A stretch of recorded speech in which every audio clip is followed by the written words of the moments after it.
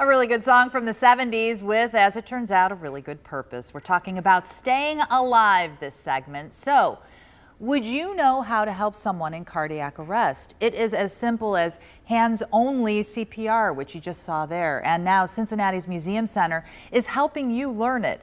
It has a brand new interactive kiosk. It walks you through how to position your hands and the rate and rhythm of chest compressions. That's where the song comes in. You're supposed to do compressions to the beat of staying alive. The kiosk, one of just 10 in the country right now, lets you know if your technique is good.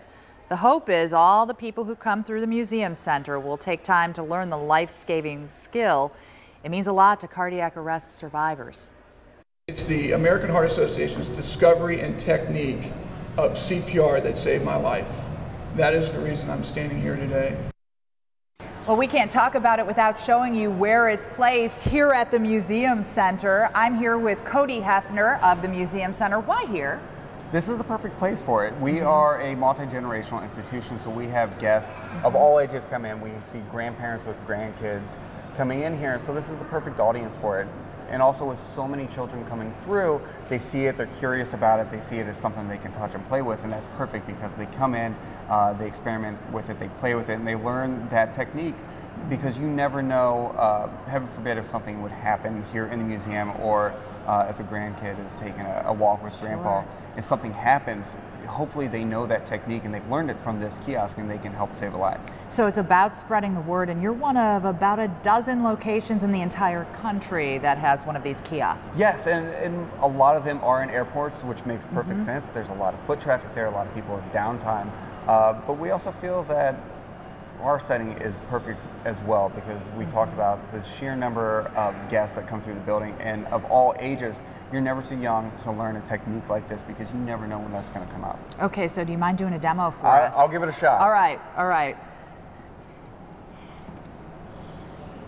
So I have to ask you, Cody, is it tougher or easier than you expected? It is more challenging than I expected because you don't realize how much force and how much pressure you need to use to hit that depth. And also for someone like me who's rhythmically challenged and who can't sing alone but also can't clap to go along with it, to try and match that compression rate and match the beat.